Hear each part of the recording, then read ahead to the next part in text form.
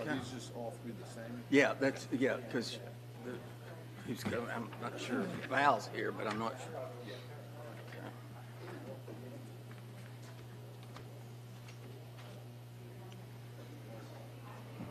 Why don't we do that under special report?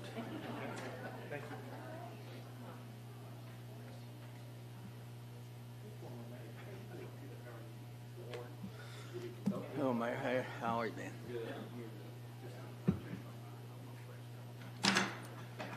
No. No, we're not going to be here.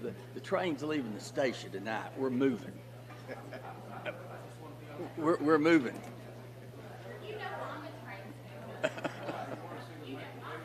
What? No.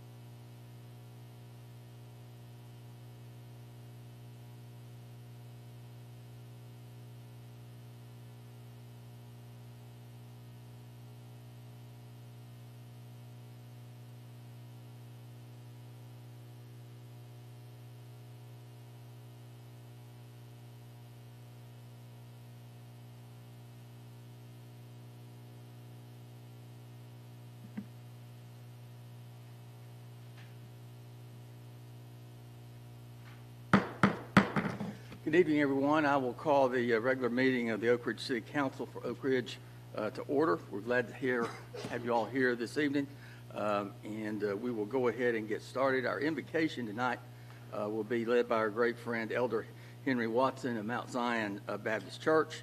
The Pledge of Allegiance is going to be led by Carly Brown, and I just want to give you a little information about her before she comes up. Carly's a senior at Oak Ridge High School. She holds a 4.1 GPA, is involved in several clubs at school, including Interact, Wildcat Pride, Wildcat Mentoring, Wildcats for Change, New Student Ambassadors, Oak Ridge Cats, Oak Ridge High School Sports Media. Carly was recently voted by her peers as Homecoming Queen, and sometimes she actually finds time to get 2 or 3 hours sleep at night. So we're so glad you're here.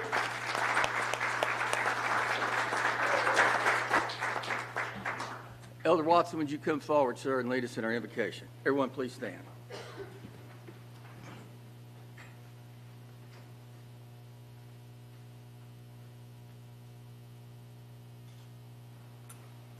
Let's look to the Lord in prayer. Eternal God, our Heavenly Father, we're so grateful and thankful that you're such an awesome and wonderful God. We ask now, Lord, thy hand of mercies upon all of those up under the sound of my voice.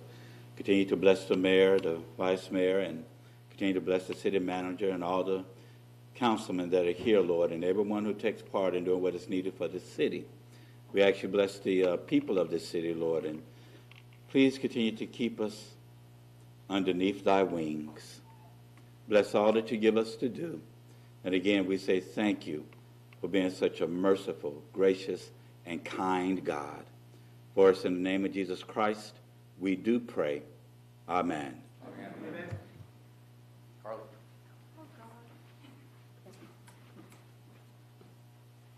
I pledge allegiance to the flag of the United States of America and to the republic for which it stands, one nation, under God, indivisible, with liberty and justice for all. Thank you. Some of us have known this young lady for a long time.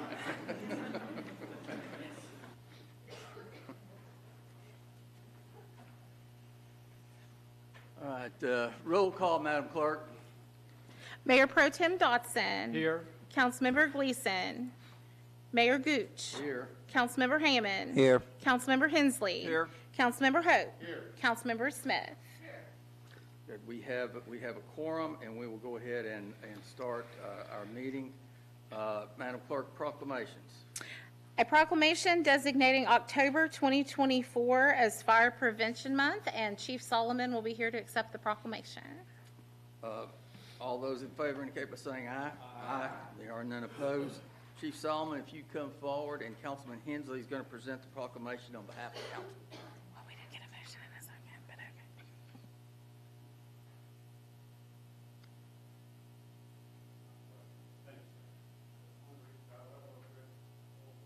Community, and you're part of that full service, 100%. Thank you, sir.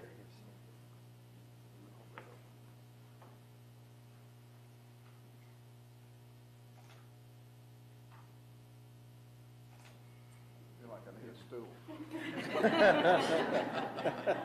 Thank you. Chief? Yeah, thank you, Mayor, Council. So every year, October, there's actually a week-long fire prevention week. We do it a month-long. This week, our team will be in the schools doing fire safety, so you all will hear about that shortly. One last thing I'd like to say is be sure to check your smoke alarms. If you need smoke alarms or need us to come and evaluate your residence, you contact our office. We install for free. So thank you and appreciate the proclamation. Thank you, Chief, and thank all members of the fire.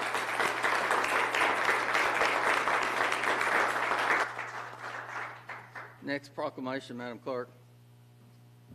A proclamation designating October 2024 as Breast Cancer Awareness Month. Moved and seconded. All those in favor indicate by saying aye. Aye. And we have 3 city employees that are going to accept the proclamation: Valerie Lutke, Donna Satterfield, and Rebecca Coleman. Okay. And Councilman Hope's going to present the proclamation on behalf of council.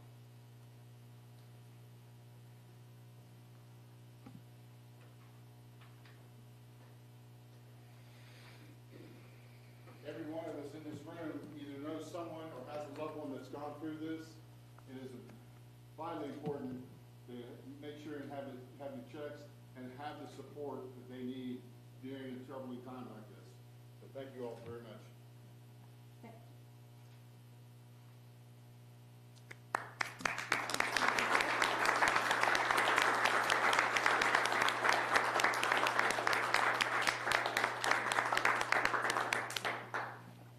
Val? Hello. Thank you all again. Thank you, council, friends, citizens. This is always a very humbling blessing to me. This is Rebecca Coleman. She is a 22-year employee of Oak Ridge. She works in our dispatch department. And this is Donna Satterfield. She's a 24-year employee with the fire department. So sent in some emails, said, hey, I've done this for 4 years, and I asked them to join because we've done it. We've persevered. Usually I will talk about getting your mammograms, getting checked. It's not just women that get breast cancer, but also having the support that you need. One thing that we discussed is donations, recognition of donations, and we all agreed that donations could be given locally, maybe to Thompson Oncology, Oak Ridge Breast Center, where there's a little wig store. So if anyone's ever wondering, hey, where can I donate my money, those would be some great places. But again, this is a great platform. Katie, I love you. Have some great friends. This is great. Thank you.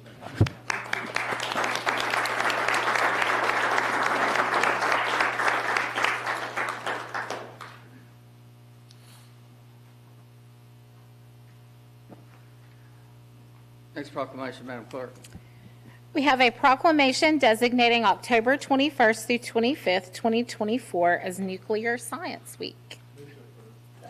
Moved Moved and seconded. All those in favor indicate by saying aye. Aye. I'm going to ask Vice Mayor Dodson to present the proclamation on behalf of the city. And Christine Michaels is with the chamber is here to accept.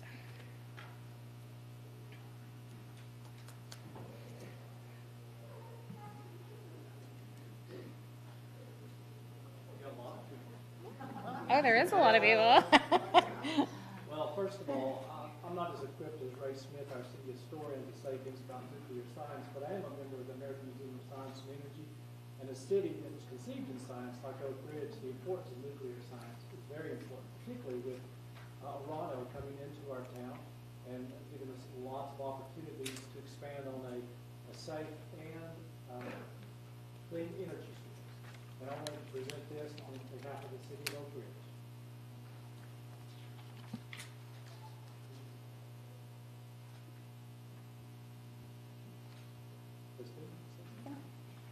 Yes, thank you so much for recognizing this week. We have no less than 28 different partners working to put this week together, and IBEW will be there Thursday night talking about apprenticeships in electricity on the nuclear side. Many institutions, many companies, and a job fair on Thursday night, which the mayor will be present, and a lot going on at Oak Ridge High School.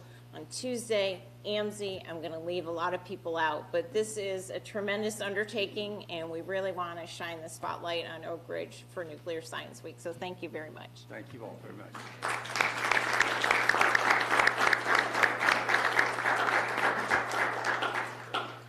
Next proclamation, Madam Clerk.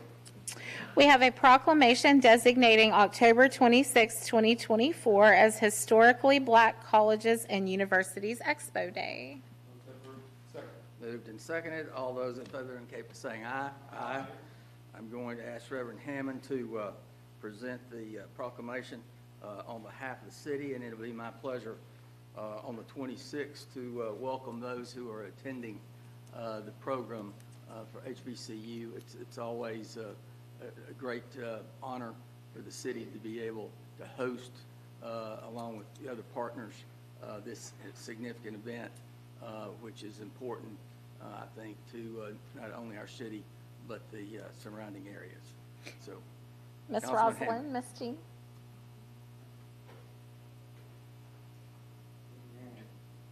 Founded in 1913. I believe it was Howard University. Founded in 1913 at Howard University. Delta Sigma Theta has been transforming the lives of young African American and disadvantaged students for well over 100 years now. One of 9 illustrious organizations, fraternities, and sororities known as Divine Nine that have come together and in many ways been foundational and transformational in educate. Well, I won't keep going, but I go on and on and on. But this is one of many contributions that this organization makes in this community and in this city. And so it is my privilege to present this to you on today.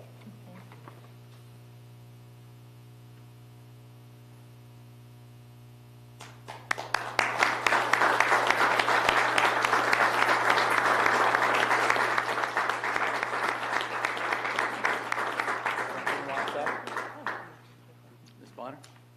Thank you. On behalf of the Oak Ridge Alumni Chapter of Delta Sigma Theta Sorority Incorporated, I really want to thank you for this opportunity. And we have been doing this for over 30 years, just in this Oak Ridge community. We're a small chapter, but we do believe in educating youth and exposing them to all kinds of educational opportunities. And we have been fortunate enough to have about 20 colleges that'll be coming from the Southeast this year just to Oak Ridge at Roane State Community College. But I really want to express our sincere thank you for the support that the city has given us. Thank you.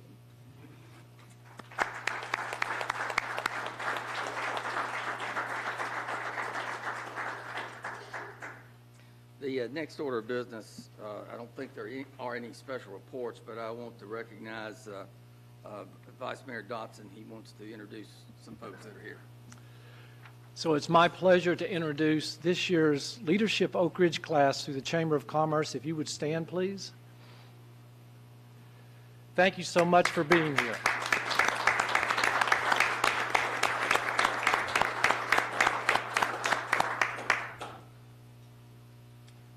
It's only the second best class. That's the ongoing joke for the leadership program. That's why they didn't get to recognize you all. All right, next item of business is the consent calendar. Ms. Smith has asked number C come off the consent calendar.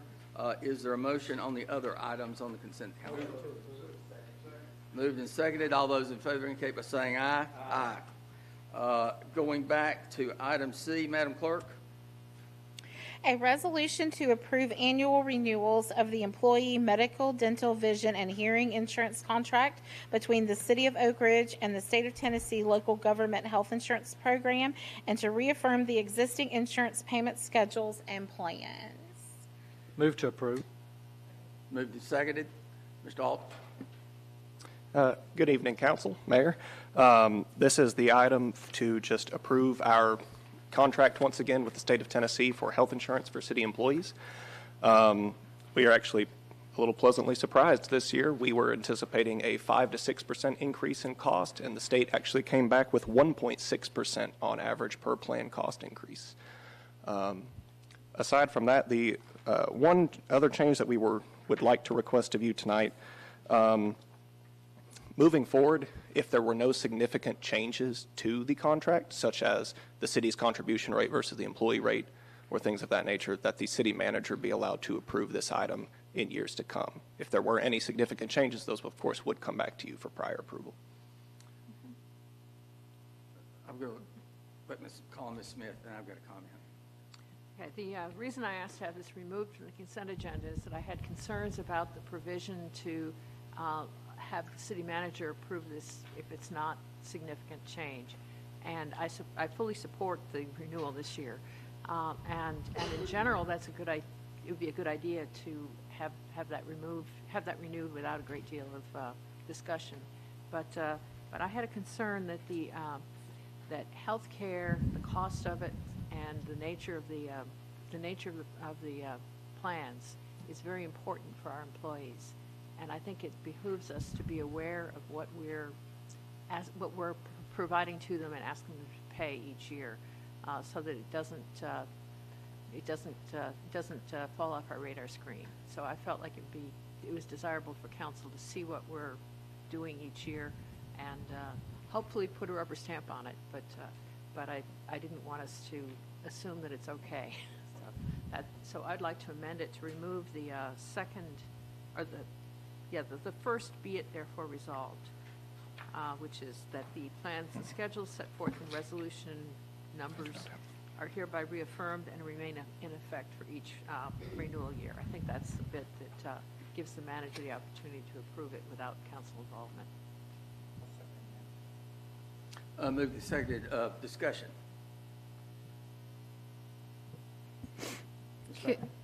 Could I ask that in your amendment, if your amendment is strictly just for the renewal to not take place every year, if you would just delete out the and remain in effect for each renewal year? Those resolutions do refer to the schedules that the city has as far as the premium payment schedule that we have in place, and then our retirees schedule or dual employees. It references old resolutions that set forth those parameters. So if you would just look at deleting out that last portion. And then Mr. Alt and I talked about, next time when there's, obviously we'll do it next year instead of waiting on a major change, but we'll put all of that information in one resolution so we're no longer having to reference backwards. Mm-hmm. Okay. Yeah, I'm perfectly okay with taking out, just removing and remain in effect for each renewal year at the end of that first be it therefore resolved, be it further resolved. Is my seconder okay with that? Yes. Too? Okay. Ms. Rackett, is that? Yes, thank you. Okay. Appreciate it. All right. Now, any other comments or questions?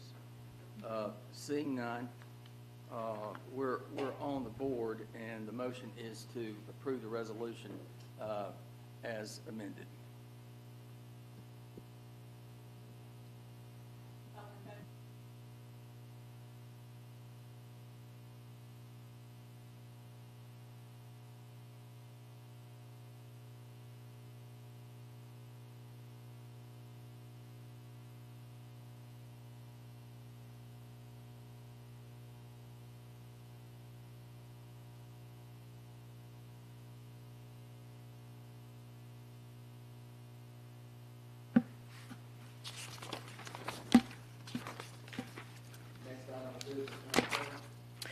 Under public hearings and first reading of ordinances, you have an ordinance to amend ordinance number 2, titled the zoning ordinance of the city of Oak Ridge, Tennessee, by amending the zoning map which is made a part of the ordinance by changing the zoning district of parcel 048.01, Anderson County Tax Map 104E Group A, containing approximately 3.48 acres, from R1 CMDO, Single Family Residential District with a Manhattan District overlay, to R3 Medium Density Residential District, said parcel being located off the Oak Ridge Turnpike near Bermuda Road, and a public hearing is required.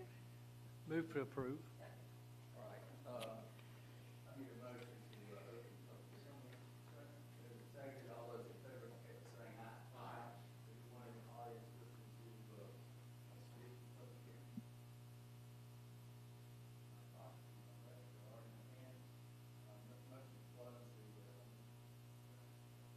close the second, all those in favor, saying aye. Aye. All right, we are back on the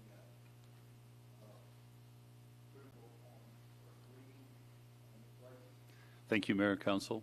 This is a rezoning request, as Beth read, from R1C to R3 on a piece of property on the north side of the Turnpike, west side of town, not too far from Chuck's shop. Bermuda is the closest cross street. The proposal from the developer and the requestor is for attached single-family or townhouses, but I wanted to clarify that because this is a rezoning, not a PUD or anything else that restricts that, anything that's allowable in the R3 district could be built there. There's, I think, in your packet, an attachment with the list of allowable uses. There are some other things besides strictly residential, but they are generally low intensity. Staff recommended in favor of this, as did the Planning Commission. And I have Ms. Williams here from my staff if there are further questions. Okay. Mr. Tinsley? Yeah, just for clarity, the parcel we're talking about is the one that's got the red lines around it, not the one next to it. Yes, sir. The one next to it is just on the zoning map. That's the color for it. But Right. yes. I would mention that the access is to the turnpike and not into the neighborhood behind it. All right, other questions or comments for Mr. Blasius? Again, this is approval of the ordinance on first reading. Ms. Smith? Yeah, I just wanted to comment that I'm impressed at how much housing possibly could go onto this parcel based on the conceptual plan given to us. I don't remember how many units it was, the numbers, but it's a fairly small tract, and it's a good opportunity to add some housing in our community in a space that's already residential and pretty well equipped for all those people. So it's great. All right, all those in favor, the motion is to approve. All those in favor indicate by saying aye. Aye. There are none opposed, and this will be heard on second and final reading in November. Next ordinance, Madam Clerk. An ordinance to amend Title IX, titled Business, Peddlers, Solicitors, Taxi Cabs, etc., of the Code of Ordinances, City of Oak Ridge, Tennessee, by deleting Section 9-607, titled Fencing Required, and substituting, therefore, a new Section 9-607, titled Fencing Required, to remove the language allowing the city manager to permit other protective devices in lieu of fencing, and a public hearing is not required. Second. Moved and seconded. Ms. Rackert. Okay. So you've got an item before you. If you look at the ordinance text is going to look like it's much more of a change than it really is. That's why you've got a bold strike through in your agenda packet. So you can see we're just looking at deleting out just 2 words in 2 places. So this is to remove the ability of the city manager, and it was at his request to delete from the ordinance his ability to allow other protective devices to be used to protect a swimming pool. So city code does require a 4-foot enclosure of a fence around your pool. It allows other things such as walls and gates and part of your housing structure to be part of that fencing requirement. But this would prohibit his ability to allow something different, such as those pool covers. It was a safety concern that he had that this was in the ordinance, and he asked that it be removed. All right, questions or comments? Seeing none, again, this is approval on first reading. Motion is to approve. All those in favor indicate by saying aye. Aye. Are there any opposed? There are none. So it is approved on first reading. It'll also be heard on second reading, final and second reading in November. Next ordinance, Madam Clerk. An ordinance to amend Title 14, titled Zoning and Land Use Control, Chapter 5, titled Stormwater Management of the Code of Ordinances, City of Oak Ridge, Tennessee, by amending Section 14-503, titled Land Disturbance Permits, subsection 12F, and Section 14-506, titled Permanent Stormwater Management, Operation, Maintenance, and Inspection, to correct a code reference, amending Section 14-504 titled Waivers and Section 14-505 titled Stormwater System Design, Construction, and Permanent Stormwater Management to reference TDEC Rule 0400-40-10-04 regarding design storm requirements, amending Section 14-503 titled Land Disturbance Permits to add a new subsection G regarding waste control construction sites, minimizing exposure of materials to precipitation and stormwater, and amending Section 14-505 titled Stormwater System Design, Construction, and Permanent Stormwater Management, subsection 4 titled Stormwater Pollution Prevention Plan Requirements by adding a new subpart T to address an outfall that receives drainage from 10 or more acres and renumbering, and there's no public hearing required. Move for approval. Moved and seconded, Mr. Burke. The state issued a new stormwater permit this year and then subsequently audited our stormwater inspection program or stormwater control program. These changes simply bring us into compliance with the new permit. We are allowed to be more restrictive, but this just makes us as restrictive as the current MS4 permit issued by TDEC.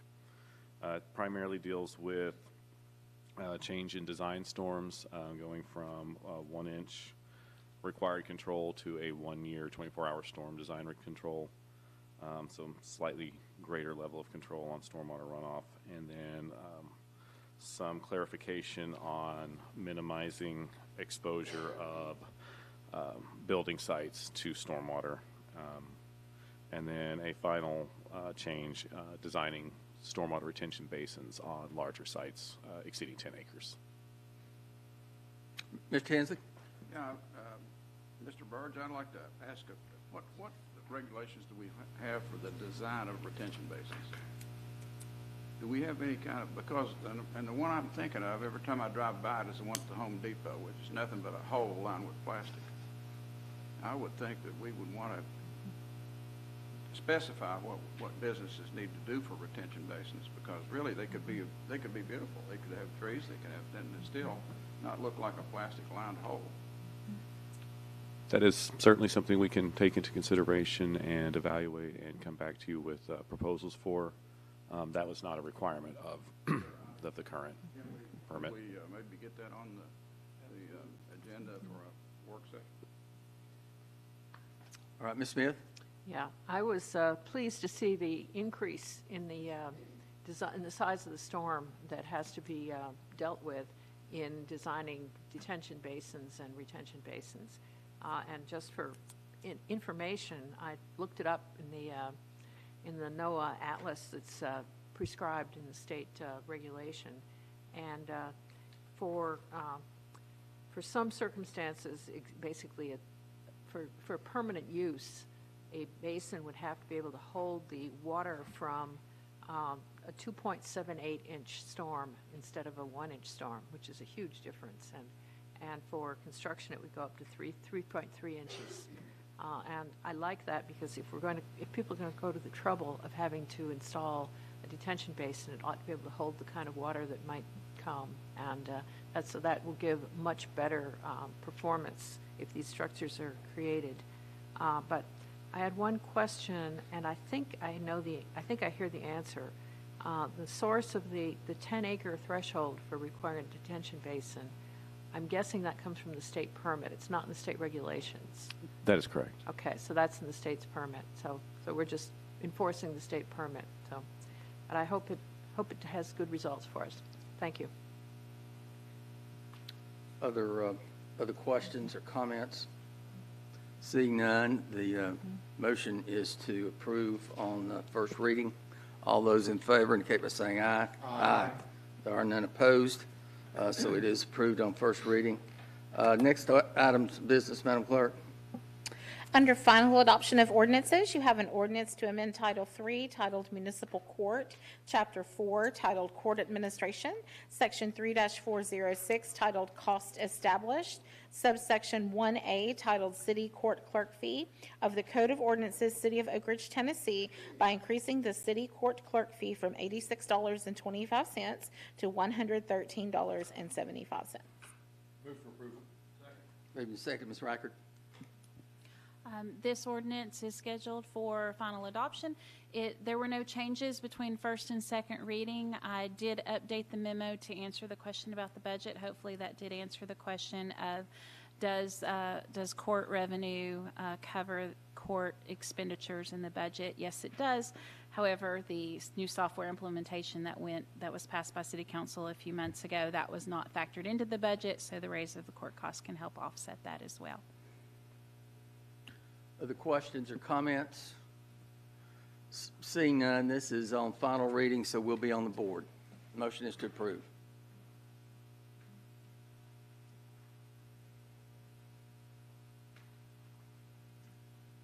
Ayes 6, no nays, and it is approved on final reading. Next ordinance, Madam Clerk. An ordinance to amend ordinance number 27-85, titled A Personnel Plan for Employees of the City of Oak Ridge, Tennessee, as amended by deleting section 6.2, titled Overtime, subsection B, titled Overtime Compensation, and substituting therefore a new section 6.2B of the same title to simplify the overtime calculation formula. Move to approve. Moved and seconded. Mr. Alt? Hello again. This item, just to keep it short and sweet, since we already talked about this once, this would replace our current formulaic method of calculating overtime for employees who are called in on standby, such as electric line workers who come in during a power outage or water crews who come in during a sewer outage. And it replaces that with a simple 1.8 times multiplier. Should make it much easier for employees to verify that their paychecks are correct, as well as making payroll much simpler for the personnel and finance departments. Any questions for Mr. Alt? Seeing none, the motion is to approve, and we're on the board.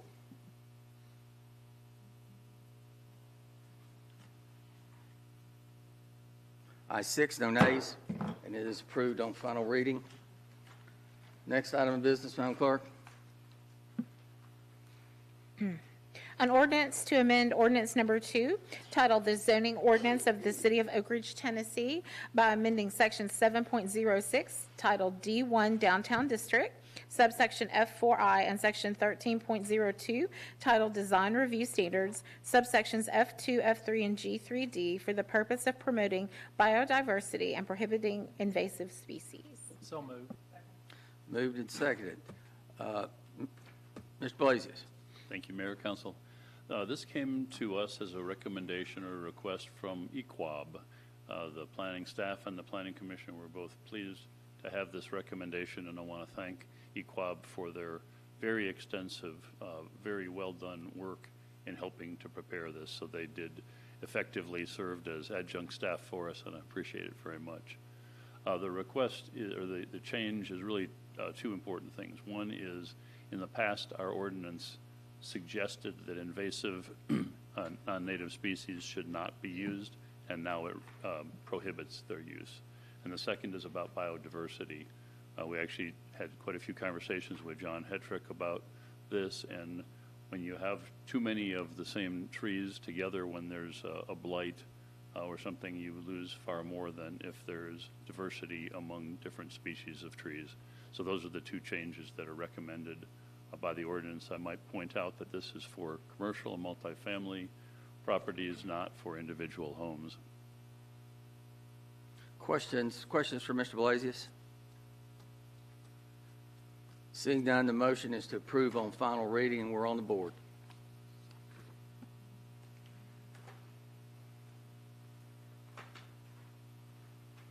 Six ayes, no nays, and it is approved on final reading. Next resolution, Madam Clerk. Under resolutions, you have a resolution authorizing a professional services agreement with Fox PE LLC, Nashville, Tennessee, for a short-term flow monitoring study of the Rarity Ridge wastewater treatment plant service area in an amount not to exceed $120,000. Move for approval. Second. Moved and seconded. Ms. Birch.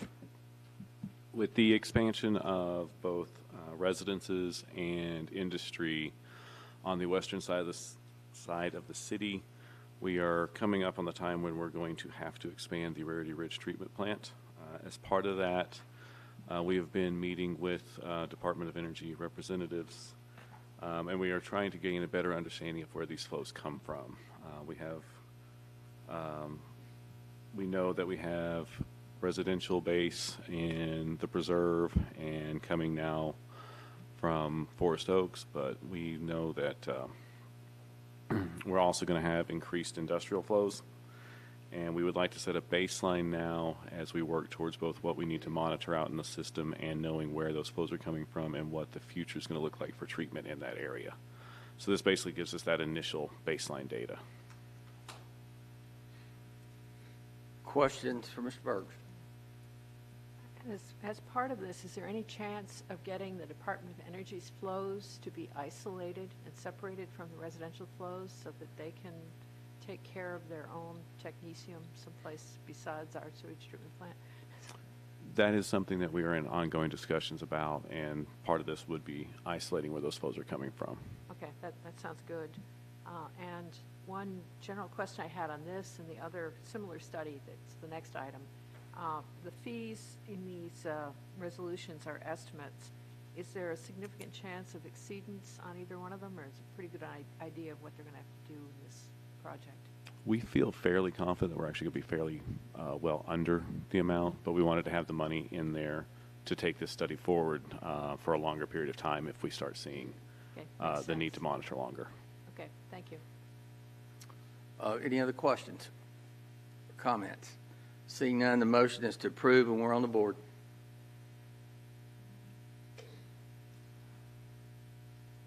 Ayes 6, no nays, and the resolution is approved. Next resolution, Madam Clerk. A resolution authorizing a professional services agreement with Fox PE LLC, Nashville, Tennessee, for a short-term flow monitoring study of the Turtle Park wastewater treatment plant service area in an amount not to exceed $80,000. Moved and seconded. Ms. Birch. So we, in the previous year, monitored the trunk line leading directly into Turtle Park and found high flows. We've worked for over a decade in reducing the amount of water coming into the plant, and that has been successful work. The trunk line and the immediate lines feeding into that line are the last portion of the system that have not been significantly studied. This is the second stage of that study review, trying to determine where water is getting into the system. So we're basically backing up from the main trunk line into those immediate feeders and placing flow monitoring on those, trying to determine where we should make our next round of corrective actions in the system. We have reduced flows in the system significantly. We used to have a significant number of overflows on a 1.5 to 2 inch rain. We're now handling 3.5 inches. So it has been a very positive work as we work our way through the system, and we're hoping to continue that with this study. Questions for Mr. Burge? Seeing none, the motion is to approve the resolution, and we're on the board.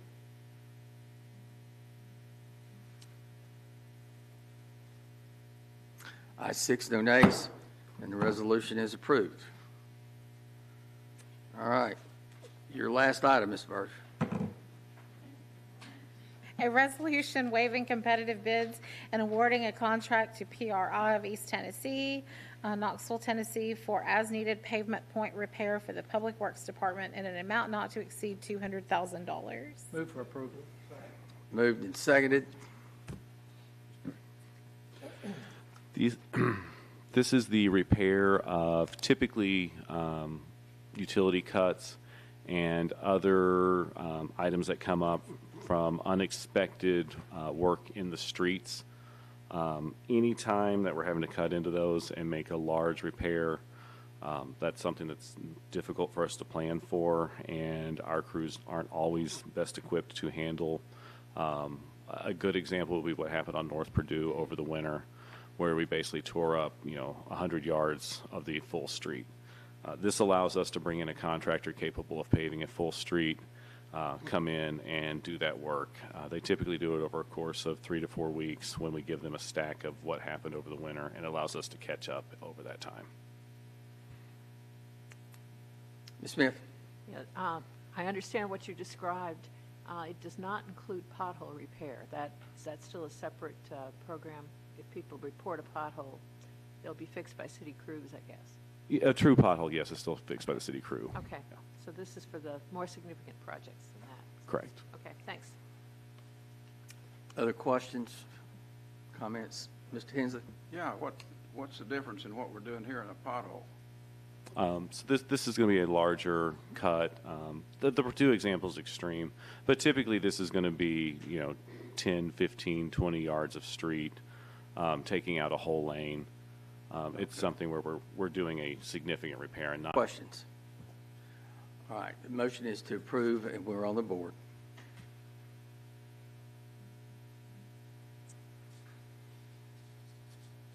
Six ayes, no nays, and it is approved. Thank you, Mr. Burge.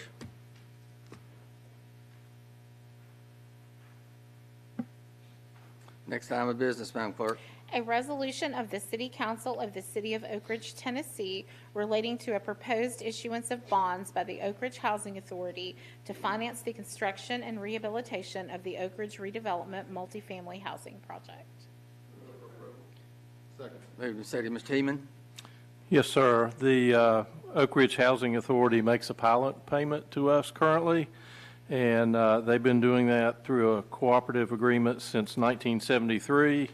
They're planning a rehabilitation project and new construction that requires them to change the way that we do that, and in order to make those properties qualify for low-income housing tax credits, they've got to be ground leased from the Housing Authority to Oak Ridge Redevelopment LP, a partnership. So if you look further through this, you'll see that really the amount comes out to about $235 a year per unit, which is what we've done in the past. So what this agreement does is take that same amount and change the agreement to include the new units, and it becomes a cooperative agreement that takes care of the taxation issue. And Bass, Berry & Sims has assisted us with us.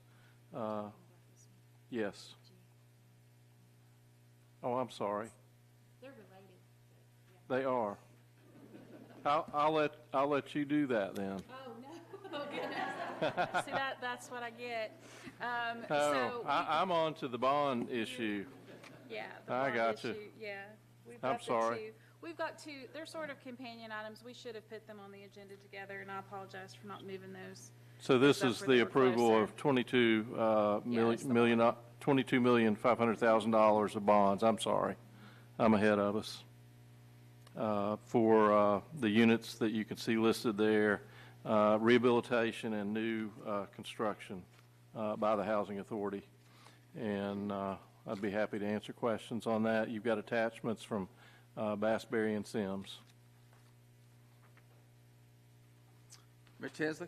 Yeah, I talked to Mr. Behan of the Housing Authority today, and he gave me a very good explanation. And this is an amazing project, and it's going to upgrade 5 different facilities in the city, and the city is not obligated for the money. Thank you. That's the key thing. I mean, bless your hearts. Other questions or comments? Seeing none, the motion is to approve, and we are on the board.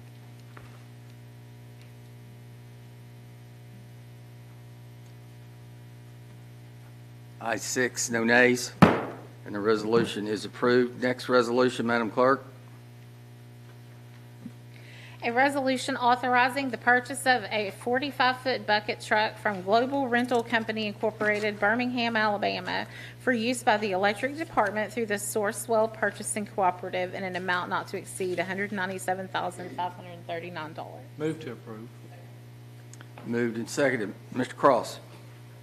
Mr. Mayor, members of council, this is for replacement of a 2007 Ford F-550 bucket truck that is, it's got quite a few hours on it, more so than miles, but it's for traffic signals, just a direct replacement of our truck. Questions for Mr. Cross? I'm looking at my automotive expert here, so. Yeah, will the existing truck now, will it go into a backup role, or are you looking at replacing that and moving that to surplus? We plan to transfer it to Recreation and Parks. They're utilizing an older truck that we had given them years ago, and they can certainly use it. So there's still some life upgrade left them. in it, Yes. but just not life that you need. That's correct. We don't want to rely on it day to day, but it'll sure help them. Thank you. Any other questions? Seeing none, the motion is to approve. We're on board. 6 ayes, no nays. It is approved. Thank you, Mr. Cross. Next item, Madam Clerk. A resolution awarding a contract to Brabston Trucking Incorporated, Knoxville, Tennessee, for the East Drive Waterline Replacement Project in an amount not to exceed $732,568. Moved and seconded. Mr. Flynn? This is a project to replace about 1,800 linear feet of water line on East Drive. Best landmark I can give you is near Eastburn, down there in that big curve. We've had an excessive number of water breaks in that area over the past about 10 years. And so we identified this as one of the projects that we wanted to do with the ARPA funding. Mr. Hope? Is it similar to what we did on West Otter Drive? I mean, basically going in and pulling the road back, taking care of the line, and then relocating water mains if there may be any that we need to do that at the same time? We will replace water main, we'll replace fire hydrants, we'll replace services, both sides of the road. So yes, it's exactly the same thing. In fact, it's the same contractor. So. And we were pretty happy with them up there, so we're glad to have him back. Traffic flow shouldn't be a problem. I mean, they're used to what they had to do on West Otter, so it should be similar to what they're going to do with the same amount of traffic right there on East Drive. Ms. Smith? Yeah, got curious about something when I was reading this contract. It's to replace the existing lines with ductile iron, which is better than whatever was there before. But that causes me to ask what was there before. And I ask that because recently when there was a large water main problem in my neighborhood, talked to the crew, and they said one of the issues they were having with it was a transite line. And I was surprised at the idea that we might have transite water lines, and wondered whether we really do. So. There was a period of time, and I can't tell you what year span it was, where AC pipe, asbestos cement, was a popular item. It still works fine, really. I mean, there's some of it out there. There's no mandate to replace it. It's not what you think of as being asbestos in a structure, so to speak. There's no health issue to it. But, yeah, it was a product back in the, I guess, maybe 60s. Okay. For a short period of time. Okay. Well, that was useful to know. Thank It's you. it's a little bit brittle. Yeah, that might be the problem. That Yeah, it's a little bit brittle. Yes. But yeah, it was a thing. It was such a thing. Okay, thank you. Mm-hmm. Any other questions for Mr. Flynn? All right, the motion is to approve, and we're on the board.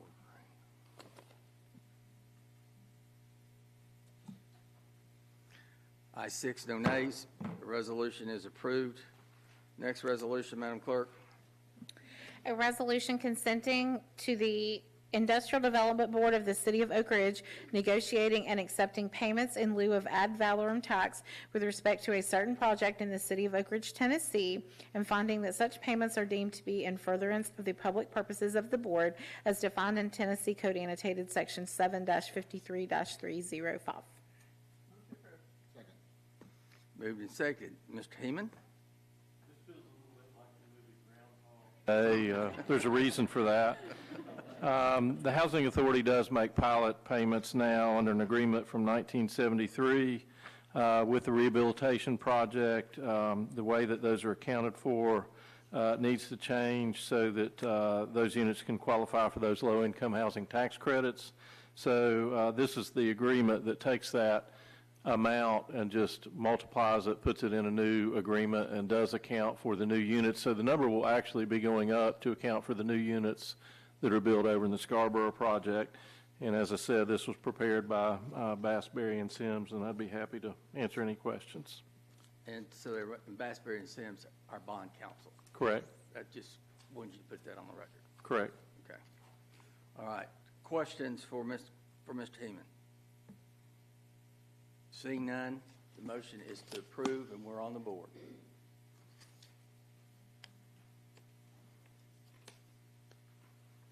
Ayes 6, no nays. The resolution is approved, and we look forward to this project going forward.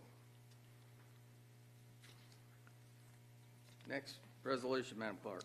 A resolution to establish an 11-member Arts, Culture, and History Alliance Advisory Board for the City of Oak Ridge to create and assist in the implementation of a cultural master plan for the city and to facilitate creative collaboration among art, history, and culture organizations within the city. Move to approve. Second. Moved and seconded. Thank you, Mayor and Council. Like Beth said, this is a resolution to create an alliance among all of our very many talented arts, culture, and history organizations across the city for the purpose primarily of fostering collaboration on citywide events or any other brainstorm someone might have, and to help create a cultural master plan for the city. It will be an 11-member board. You have the membership laid out for you with a member from City Council, a representative from Explore Oak Ridge, a representative from the Planning Commission, a representative from the Youth Advisory Board, our City Poet Laureate, our honorary city historian, and 5 at-large members. I'm happy to answer any questions. Ms. Smith.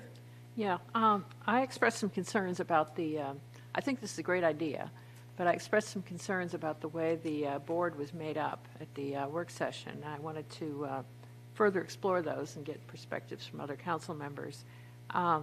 This board would include basically 6 members who are ex officio, in effect, that they are basically supposed to serve on this board in capacity, based on some other capacity they're involved with, and 5 at-large citizens.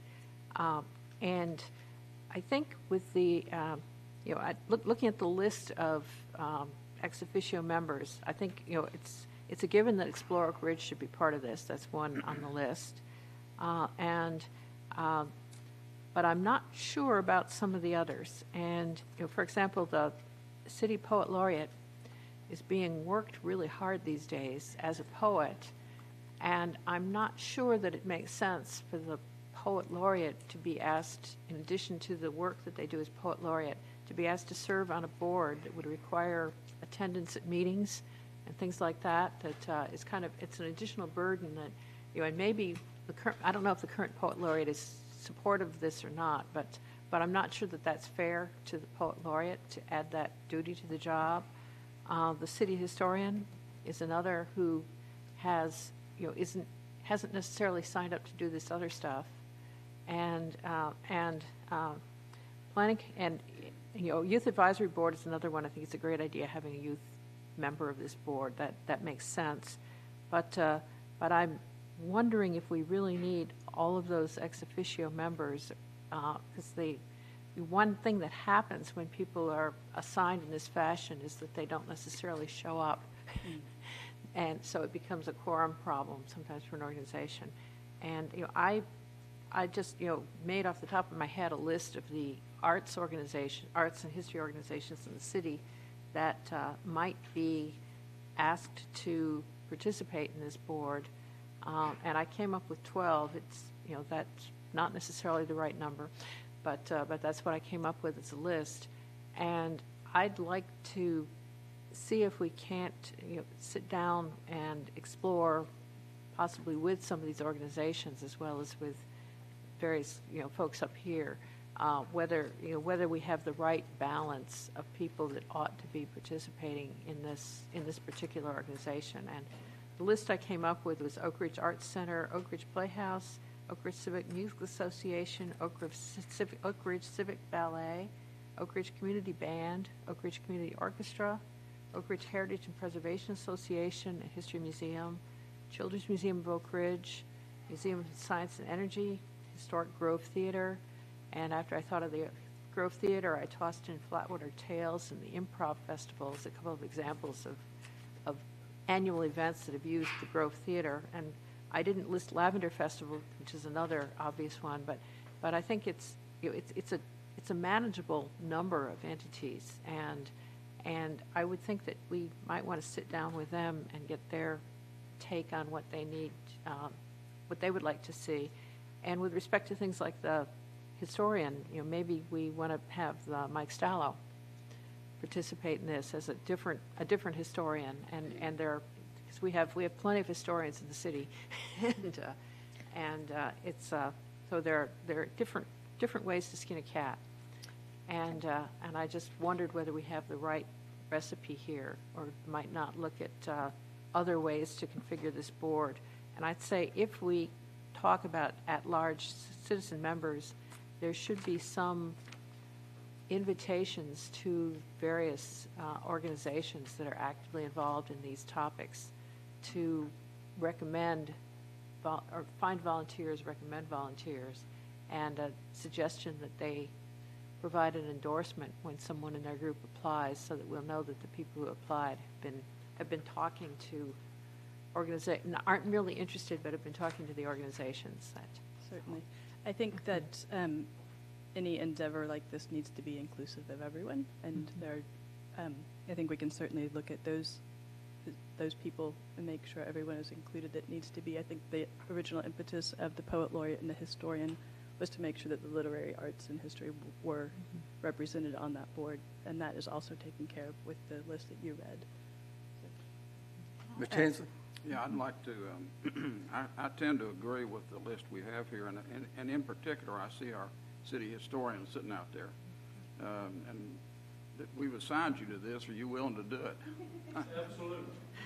Thank you, because a lot of people don't know what that gentleman does every day, but he's a resource, and he belongs on this committee. Can I respond? Mr. Dodson? Go ahead. You go ahead.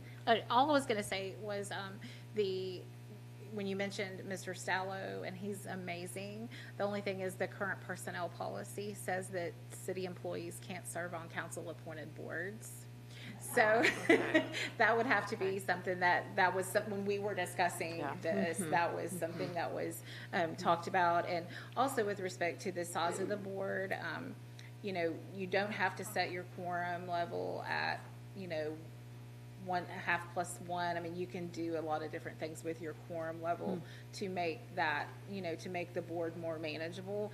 And we also put in there about task forces, about allowing the board the authority to create task forces, which would bring in folks. If they needed to bring in folks from a lot of the organizations that you named, they would have the ability to bring in people that are not on their board to serve as part of a task force on a specific project or a specific area. So that was where that was our thought process with that. Thanks. Mr. Dodson? Thank you, Mr. Mayor. from somebody who's had a little experience in this area. At one time, I actually was executive director for Arts Council of Oak Ridge, as well as president of the organization. And when you get a lot of folks, well-meaning, on a board, it's not as nimble, it's not as flexible. And the fact that Ms. Hickman said that we can form task forces and committees to take some of that responsibility and input, put those inputs in there that will help us. I think that's a good compromise in this. And one of the things that, you know, when we were looking at this, I think, Ms. Hickman, you went through and you surveyed 11 different organizations, one of which is in our backyard, Knoxville, Tennessee, which has a arts culture, it's actually Public Arts Committee, and then Mooresville, North Carolina, Public Arts Committee. Myrtle Beach, believe it or not, was one of the templates that we used. It has a Cultural Resources Committee, originally called Cultural Arts Advisory Committee, and then Vancouver, Washington, Culture, Arts, and Heritage Commission, very similar to what we're proposing here. But I think a lot of you in the audience understand the fact that we in the city of Oak Ridge are very, very fortunate to not only have a thriving science community, but also a thriving arts community. And that's one of the things that makes us special. And I would like to go along with the city manager's recommendation to form this as the beginning to have more of the city and the arts community working together. A couple of examples I brought forth more recently is we have the Scarborough 85 Monument Committee that's come and asked the city to help. We've also had the Friendship Bell and Peace Pavilion that we worked cooperatively on.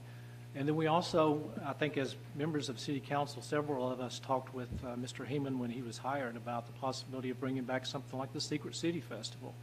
So we have all those different events. We have all those different things like sculpture and murals in our community that I think the city would like to, in my opinion, would like to be more involved in some of the decision-making processes. And the City Council would receive recommendations from this panel of experts, if you will, representative of the city staff as well as individuals from different organizations. Those 5 people could be from different organizations one year and then could rotate through that. But to give recommendations to the city of Oak Ridge based on some of the things that have come across our dais up here for votes. And we have, again, a lot of organizations and individuals in our community that would be very helpful in some of the decisions that we're making. So, to be honest with you, I think this is a long time coming. You saw tonight how EQUAB, Environmental Quality Advisory Board, I think we have some members there that are sitting in the audience. They came before Planning Commission, another border commission with the city of Oak Ridge, made some recommendations, and then that came to council. Council then voted on that. So there's a level of hierarchy, and it comes from different organizations who are our boots on the ground organizations in the city of Oak Ridge, and it comes to the city council. I know it's very verbose what I said, but I'm very passionate about this topic, and I like to include arts, the culture, and our history in our community where it needs to be. So thank you. Mr. Hammond. Couple of quick thoughts. I know that the city historian, when that came up about whether or not he was in agreement, he was able to say, you know, absolutely, with great enthusiasm. The city poet laureate, I think it's a good point with regards to the amount of time she really puts into that role. So has she enthusiastically agreed to what this is? Okay. Secondly, to Councilwoman Smith's point, I was trying to think through how to formulate the question. I hadn't got it fully formulated, but I do see the organizations here that are represented. When I see like the purpose is to create and assist in the implementation of a cultural master plan, recognizing that Oak Ridge has a global kind of cultural representation. As I look through the list, the thought becomes, how do we ensure that there is a diverse representation of the cultures that we want to make a part of the plan? She noted, like, for example, a different historian, There are different kinds of histories. There are different kinds of ways to present one's understanding of what Oak Ridge means to them. And so how do you envision ensuring that that there's a diverse cultural representation that may come out of this, as best you can tell? No, I think Ms. Faulkner should answer. I do think it goes back to Ms. Smith's question on how we constitute this board. I'm sorry. I think I'm sorry, I don't understand. I couldn't hear you. What you said, or it does go back to Ms. Smith's question of who is on the board and how we constitute it. I think it's a very important point, and I think it's something we need to get straight from the beginning. It doesn't work until everyone's included. So are you saying this needs to be looked at some more? That does seem to be the vibe I am getting. I will tell you, staff has had the same vigorous debate that you've had tonight, and struggled with, we actually counted 14 groups that we thought fit into, that kind of mold. So we would be happy. It's up to you. We'd be happy to go back and take another look at it. If the direction is make sure everybody's included, we could certainly do that. It does create some issues from a standpoint of, making sure that everybody that is invited wants to come. And we've had the debates also about quorums and the size of the board, and I know that our attorney's got some feelings on that as well. Yeah. I did. And Ms. Rackard? I mean, I will tell you, I really pushed for it to stay at 11 members, which was discussed at the work session, so that we had a board that was manageable in its number. And I know the manager gave a list. He gave a list of a lot of organizations, and if we put a member of every organization that he listed, we would have been at a 23-member board, which I think is unmanageable. Yeah. And does pose issues with quorums. I mean, we do have city boards right now that they're significantly less than 11 that have trouble having a meeting because they don't have a quorum. Right. So I did want it to stay at a manageable number. And I know the manager wanted to make sure that it was very inclusive and representative. I did not put any language in the resolution about the at-large members having to have a particular type of interest of a designation, like we do on some boards. And I think that's probably because I misinterpreted what your statement was at work session about designated. I looked at it as you weren't necessarily in favor of designating those at-large boards and members, and not that you weren't necessarily in favor of the ones that were listed in here all being included, like the poet laureate. So obviously when people do apply, they submit their interest into why they're interested, and that would be something that you would evaluate. If we did that process and we had a significant number of people that were interested, to where you had some that were, and you wanted to raise the number, it's a simple resolution to raise the number. But it might be good to start with something that is a manageable number and sort of see where we go and see where we would need to grow that in the future. Ms. Chansley, have you got another comment? Yeah, I guess. Oh, I'm sorry. Go ahead. Oh, so I guess in terms of what I'm thinking is not in so much have representation from everybody, but speaking for me, honestly, it would be helpful to at least know who was considered and how you got down to this list. I keep hearing there's a list of all of these folks that we looked at and we narrowed them down. Maybe if we at least, if I had, because it was extremely helpful when Councilwoman Smith just rounded off some of the organizations. I was like, that's a really good organization. Whether they have representation on the board or not is not in so much what's driving my thoughts. It's a matter of, do we have a context of who they all are, so that they can be connected to this organization. Yeah, and I do think there would be, I know we're all just going to jump in there. I Sure. do think there would be, directed communications to organizations when a board is created to let people know, hey, this board is brand new. We're doing applications. If you've got an interest, I mean, of course, Lauren would do all the things that she normally does, but we could certainly do some also targeted communications to the list of organizations. Okay, yeah, I'll certainly support sort of what we're looking to do, while at the same time as being in spaces where you can be left out of communication channels or not be in the right places to even know that certain opportunities are available to you and those different kinds of things. I just want to make sure we don't have that kind of stuff happening, even if unintentionally, even with the best of intention. If our communication channels are designed a certain way, certain folks are just going to get missed by default and not even know that it's there. So I don't want to repeat that dynamic that is in other places here in this cultural alliance effort, particularly when our effort is to represent different cultures in the arts and the master plan for the city. And actually, some of that groundwork has already been done. Mr. Heeman asked me to put together a list of art of organizations, and all the ones Ms. Smith named are on that list. In addition to, I don't remember if she named the Secret City Improv Festival. I mean, it got into Flatwater Tales. I mean, that's how it got up to the 23-member board. This original number was based on when we looked at the different cities, those 11 different cities, and how those boards were made up. We kind of took a common theme from the number. The most of the boards were made up of 9 to 11 members, and what they the areas that they represented.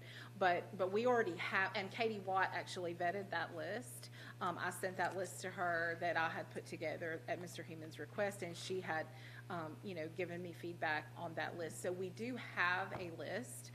It's just that when we talked with Tammy, it was originally an 11-member board. We got after the work session, Mr. Heeman had me put the list together of the organizations, and then it ended up going back to the 11. So because we were worried about the functionality of the board, but we already do have that list put together. It's by no means, we welcome input, but some of that groundwork has been done already.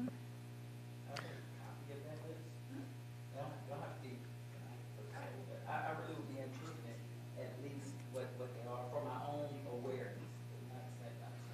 It would just be helpful for me. I can send it to all of them. Mr. Hensley? Yeah, I'd just like to say I'm in favor of a smaller board. And I think in this discussion, what we're seeing here is the disadvantage of having been the secret city. Because, I've lived here 55 years, and every year I learn something new. I didn't realize that the nuclear navy started here between Weinberg and Rickover. I mean, that's the kind of thing that comes out, and I say, wow.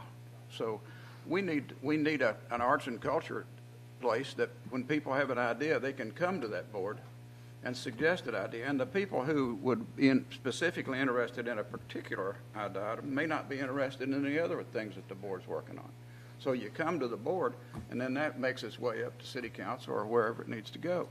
But I think a big board of more than, say, 12 would get unwieldy.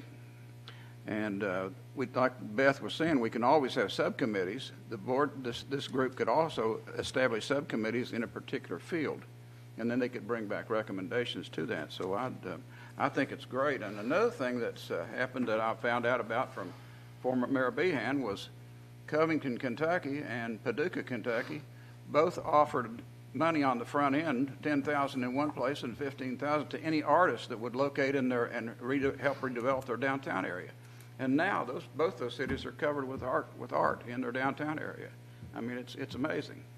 And so I think this is a great idea. I'm all for it. Mr. Dotson.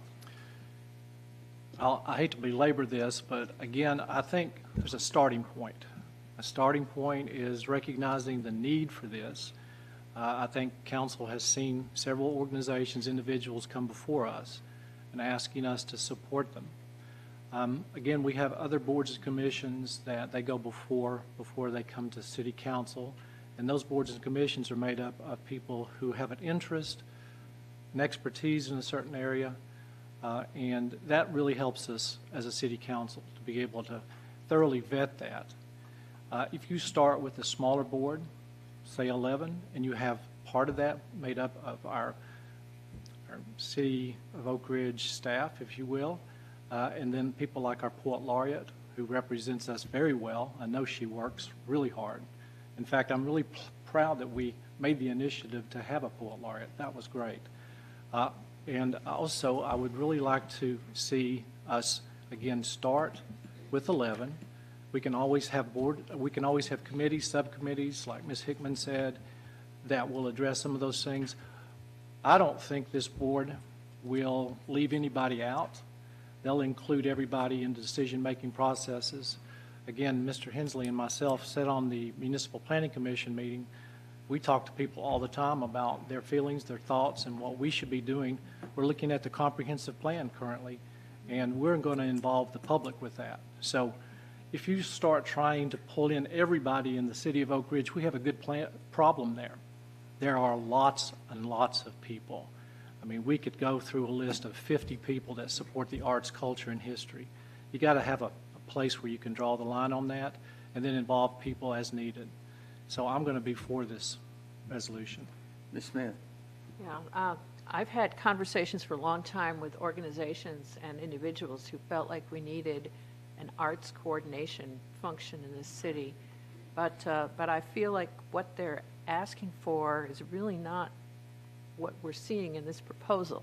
Because what they're asking for is basically an opportunity to sit down regularly with somebody who's on top of what is scheduled, and so that they can coordinate schedules for performances and arts shows and various other things. That function, the communication function, is something they're looking for. And if I think they'd be happy if the city gave them a place to meet to communicate, just to get the flow of information restored. And this proposal is very much focused on people with big ideas, but coordinating ongoing activities is a small idea that also needs help. And that's what I've been hearing, I've heard from, and I don't see that coming out of this, because this is so focused on the big picture. But we have to remember the little picture, because art happens with individual people doing individual things. It's not necessarily always big production activities, and that's something I see missing that I think needs to be taken care of in however this is implemented. Mr. Town. Yep, and I would agree. I just wanted to make sure it was understood. I was not and am not advocating for increasing the number of people on the board at all. Just making sure we increase and ensure the representation is broad. You can increase representation without increasing the number of people on the board in and of itself. So I do support that and understand that. And again, Councilwoman Smith, I'm echoing, and maybe that's the angle. I'm thinking about the individuals who might want to connect, but as long as this becomes a space where they can come to and be served in that capacity, then I'm okay. Mr. Hope. Randy, Julie, clearly you can see from across 6 of us up here, we have lots of questions, lots of ideals.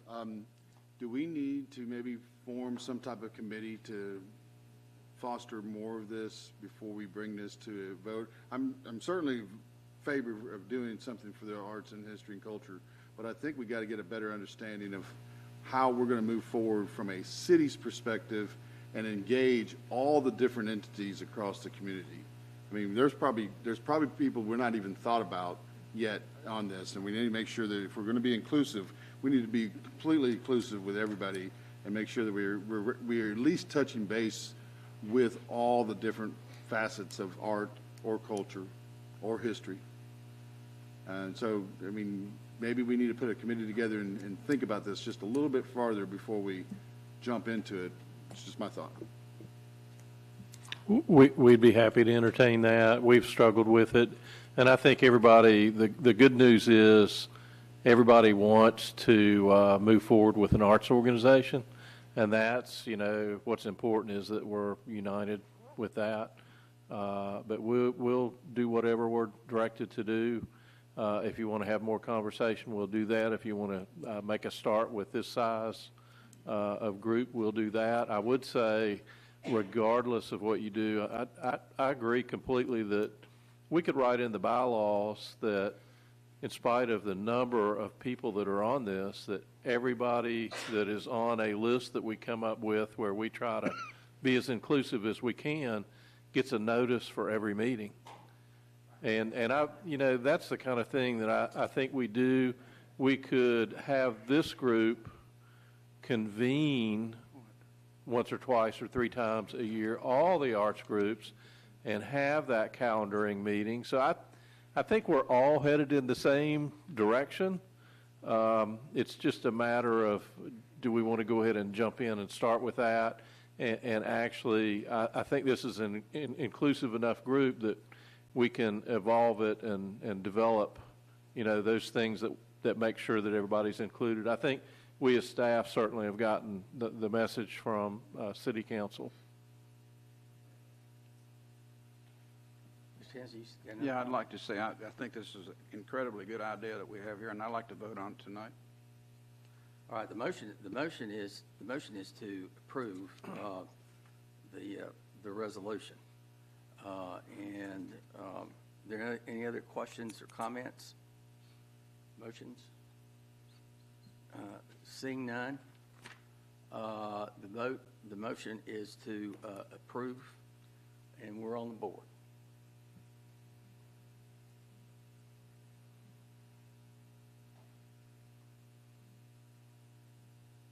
Ayes 6, no nays. The resolution is approved with the input that has been provided. All right, next item of business is appearance of citizens. Citizens shall be permitted to address City Council about matters that are not on the formal agenda tonight. Any citizen wishing to do so shall raise your hand, proceed to the public lectern, and after recognition, state your name and your address and the purpose for your appearance before council. Comments will be limited to 3 minutes and shall relate to matters of city business. They shall not generally result in a formal response or action at the time of the presentation, because in most cases, neither council nor staff will be prepared to respond effectively. However, I may answer the questions, direct the city manager to do so, or the city manager may be requested to work with the citizen to effect resolution of the matter. Statements that are purely political in nature will not be allowed, such as campaign speeches or announcements of candidacy for office, nor will announcements of a civic or social event that is unrelated to city business. All right, are there members of the audience wishing to address? Yes, sir. Come forward and give us, have to turn that on. There you go. And name and address. Council members, Derek Guy, 107 Wendover Circle.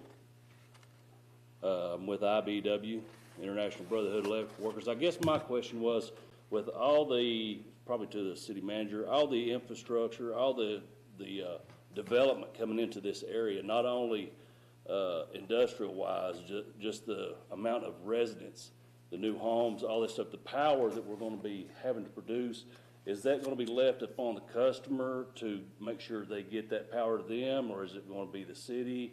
What is the infrastructure progress going to be? Because there is going to be a lot of energy, a lot of power is going to be used by this industry, and plus all the housing coming in. And if the city is going to do the infrastructure, or it's going to be left up to the customer, or maybe TVA is going to provide the substations and switch yards, all this stuff. Is any of this going to be with the bipartisan infrastructure law, that maybe we could get some funding from that? And that's about all I have. Happy to talk to you about that. Thank you. Okay. Any other members of audience wishing to address council? Yes, sir, Mr. Cole-Closure.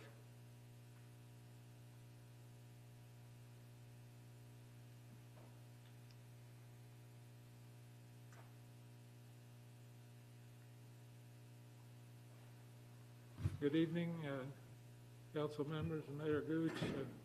Doug Colclaser, 103 Monticello Road, Oak Ridge.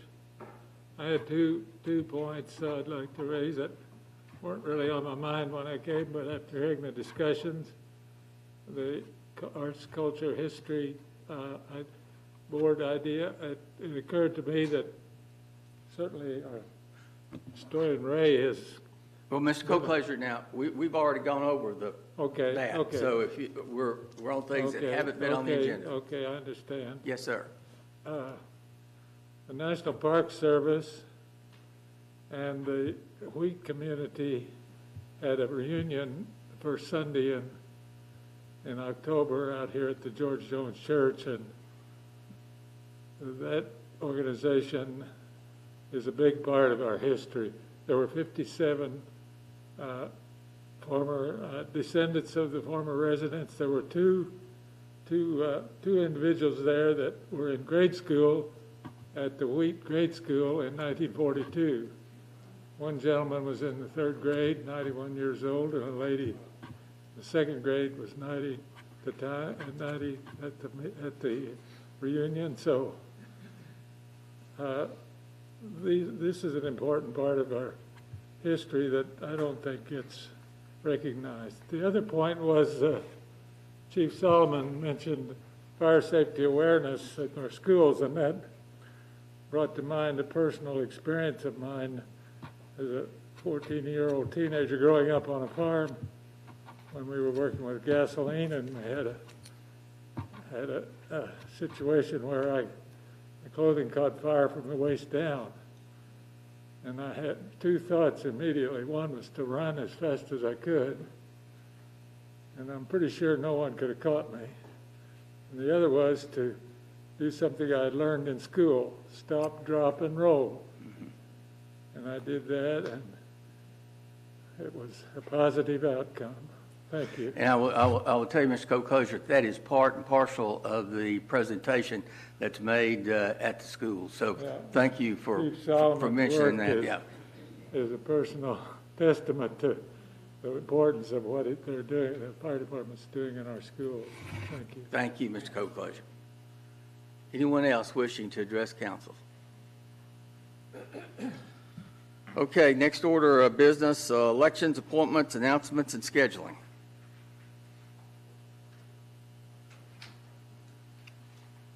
Anything? All right. Council requests for new business items or future briefings. All right, we're to the city manager's report. Thank you, Mayor. I'll be brief tonight. We do have our citywide household trash pickup ongoing right now. That's for appliances, minor remodeling material, et cetera, and that's we're in week 2 of that. Just for those in the audience, fall leaf collection starts November 18th, and we do have a new reporting just to try to make things easier.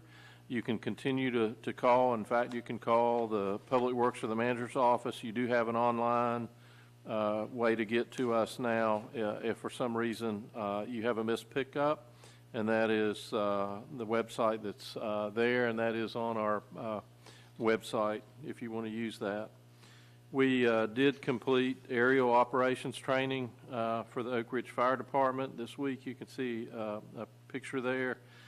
So just to point out the ongoing training that we have every year, and the things that they do that don't go noticed until you need it, like the stop, drop, and roll. We have our event in Bissell Park for October, our Halloween event on October 24th, 5:30 to 8, the Halloween contest. Also want to talk briefly about our former Senior Advisory Board Chairperson, Pat Gengazian, who passed away in September of 23. There's going to be a reception for her at the Senior Center and a lounge area that's going to be renamed Pat's Corner in her honor. She was very dedicated, worked on the Senior Advisory Board from 2016 to 2023. And finally, at the bottom there, you'll see the ribbon cutting for the new inclusive playground at Highland View Park. That's actually 3 o'clock on Thursday. Finally, we've got a blanket drive for hurricane victims on going through October 17th. Also accepting some cold weather things you can see there. Those can all be brought to the UBO office over here. And I did want to point out that we had fire personnel that were in Washington with the drone team doing recovery. And Travis showed me a video the other day.